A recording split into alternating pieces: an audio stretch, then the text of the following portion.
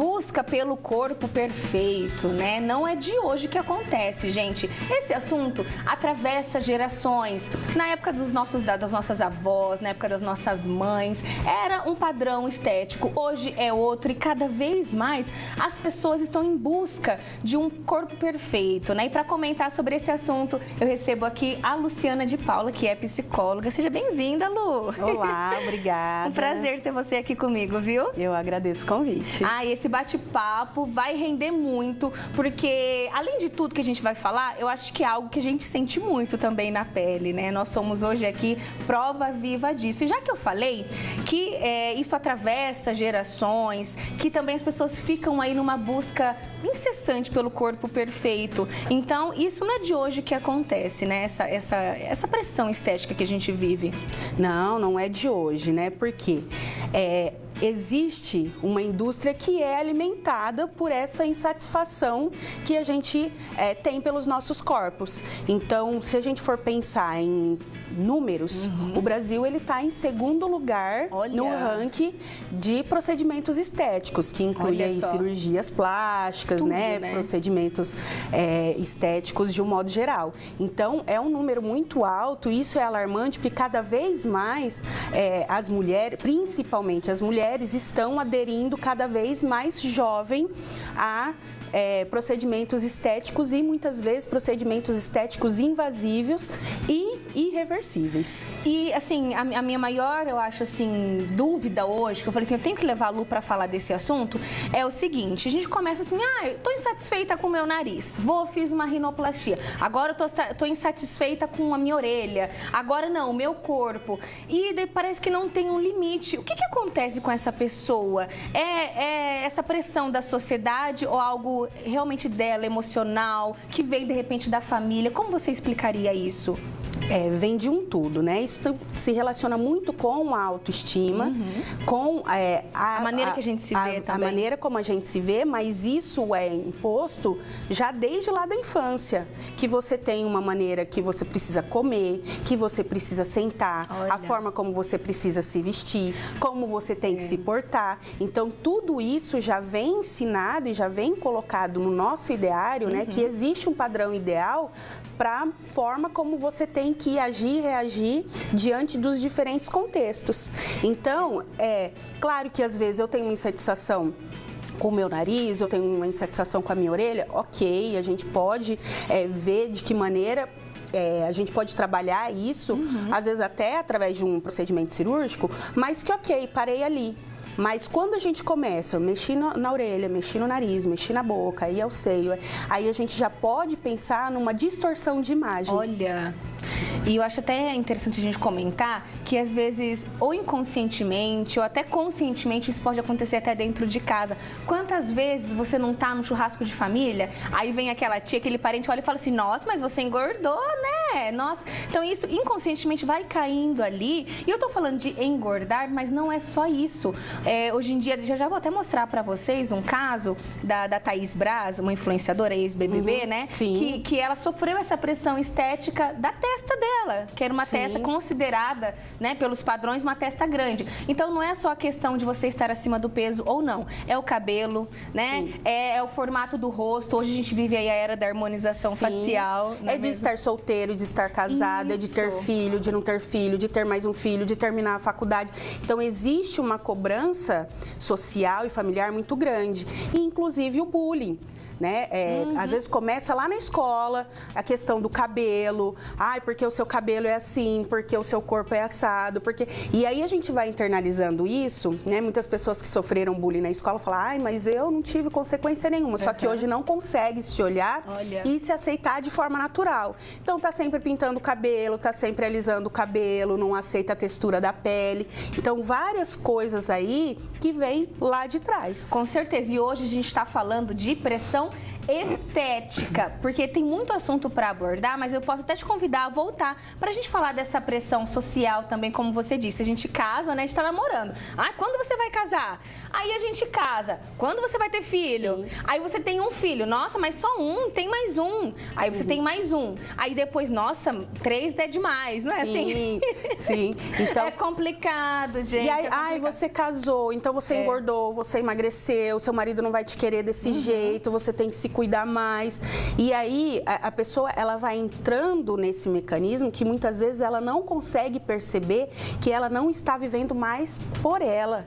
Ela está vivendo para suprir as expectativas que é do outro. Né?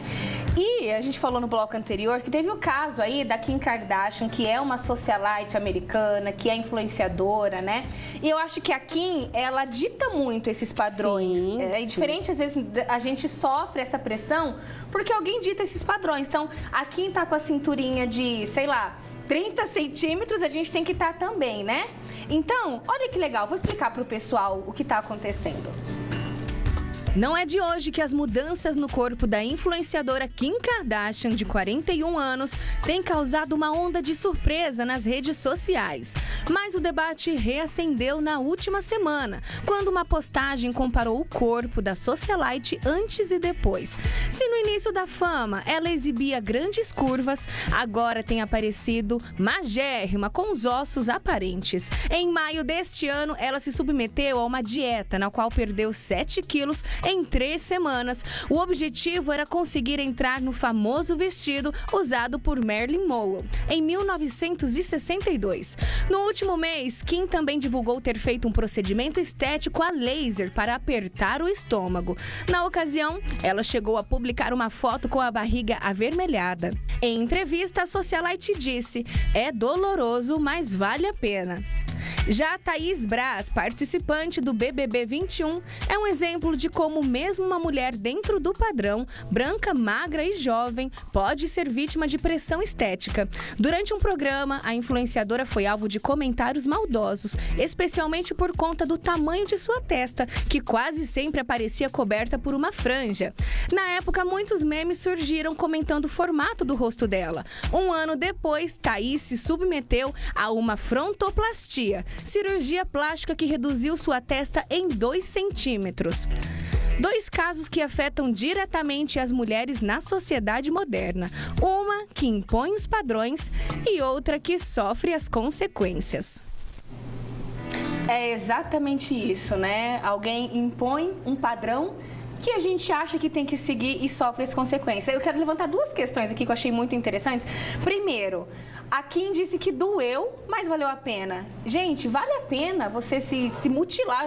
Para mim, isso é mutilar, né? Sim. Você se mutilar para alcançar esse corpo perfeito. E o segundo, reduziu a testa. Então, olha só, eu nasci assim, eu nem sabia que tinha cirurgia de redução de testa. Você sabia ou não? Sim, sabia. Eu não sabia, não. Então, ela reduziu a testa dela. E cadê o limite disso, Lu? O que a gente faz com esse povo?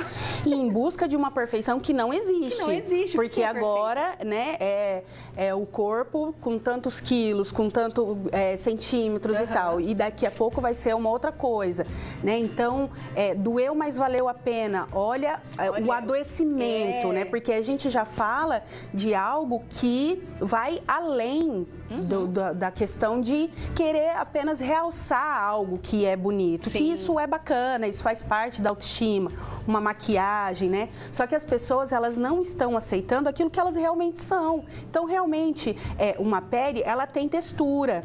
Então, as pessoas, elas se enchem de filtro a ponto de não parecer com aquilo que elas realmente são. Dá até aquele meme, né? No Instagram e pessoalmente. Exatamente. As pessoas, elas acabam indo em busca de algo que não existe, que não faz parte daquilo que é a sua composição, aquilo que eu sou. Com certeza. Olha, a Eduarda tá falando assim: cresci sofrendo bullying cresci sofrendo bullying da família. Desculpa que eu não entendi direito o que ela escreveu.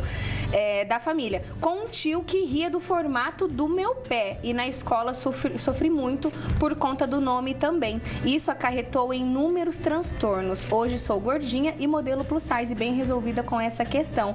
Olha só, então ela é gordinha, modelo plus size, mas não é isso que afeta. A questão, né, do bullying que ela sofreu do pé, olha só, do pé, na própria família e também do nome na escola. Então, são várias questões. E falando, até pegando esse gancho que a gente está falando também da pressão estética, mas acredito que a gente está vivendo também uma era em que cada vez mais a gente está se assumindo, né? Assumindo os cabelos, assumindo os cachos, assumindo também o corpo, por exemplo. Até citei isso essa semana, né? Que eu estreiei semana passada e já recebi muita mensagem do pessoal falando assim, me identifico com você, né? Uma mulher plus size representando a gente. Isso é muito legal também, essa evolução. Uma pequena evolução, mas já tem, né, Lu? Sim, as pessoas elas estão começando a se enxergar, porque, como eu disse anteriormente, é um padrão, né? A busca de uma perfeição que ela não existe. Então, a pessoa começa a se olhar e se enxergar e ver quem ela realmente é. Até porque essa correria do dia a dia não tem como ficar se montando o tempo inteiro, né? Então, eu tenho que me olhar e me enxergar da maneira como eu realmente sou. E aí sim tomar posse disso, né? Então, quando a gente começa a buscar algo que não existe, vai ter uma insatisfação o tempo todo. Então, eu não consigo gozar da minha vida. Eu não vou conseguir fazer coisas que me dão prazer, porque eu vou estar sempre preocupado com aquilo que as outras pessoas estão pensando ou estão achando a meu respeito. Então, a nossa sociedade é uma sociedade extremamente gordofóbica e aqueles que não sofrem com a gordofobia vai sofrer com a pressão estética. E aí as mulheres que são gordas, elas sofrem com a gordofobia e com a pressão estética, né? Como essa moça. Então, além dela ser gorda, ainda tem a questão do pé. O pé, né? Qual que é a função do pé? Exato. Né? Dá pra você, né, esconder dentro de um sapato, vamos dizer assim. Então, acho que é a menor preocupação. Exatamente. Tanta coisa pra pessoa se preocupar, a pessoa vai se preocupar com o pé. Com o pé ou com um nome que muitas vezes foi um sonho, foi algo que foi pensado pela família, pelos pais e aquilo vira motivo de chacota. Exato. Então, a consequência disso é algo muito mais profundo, que aí fica enraizado, que muitas vezes o simples ato de colocar um chinelo para ir à praia faz com que a pessoa se prive. Exato. Colocar um biquíni para ir à praia faz com que a pessoa se prive, que é o que eu falei. Ela vai ficar preocupada no que as outras pessoas vão olhar, vão enxergar e vão ver, que ela vai se esconder e aí ela não vai sentir o prazer na vida. Vai estar sempre ali, fazendo dietas mega restritivas, o tempo inteiro na academia, não vai sair dos salões de beleza, né? Em busca de algo que não existe. E isso é muito sério. Daria pra gente ficar a tarde toda falando sobre o assunto, né? Mas eu quero dizer uma coisa. Pra mim, a pessoa que tá preocupada com o pé do outro, ela tá sem louça na pia pra lavar, porque não é possível, gente. Vai preocupar com o pé da menina e outra. Você, Eduarda, você é maravilhosa do jeito que você é. Todo mundo, né? Nós somos maravilhosas do jeito que nós somos. Lu, muito obrigada por esse bate-papo maravilhoso. Eu quero que você volte pra gente tratar das outras pressões. Então, a gente falou hoje da pressão estética. Quero falar de outras pressões também, até pra ajudar. E, claro, gente, procure sempre um profissional. A terapia tem que estar em dia para aguentar tudo isso. Inclusive para responder à altura, né? É verdade. Beijo, muito obrigada. Eu que agradeço o convite mais uma vez. Olha, no próximo bloco tem fofoquinha.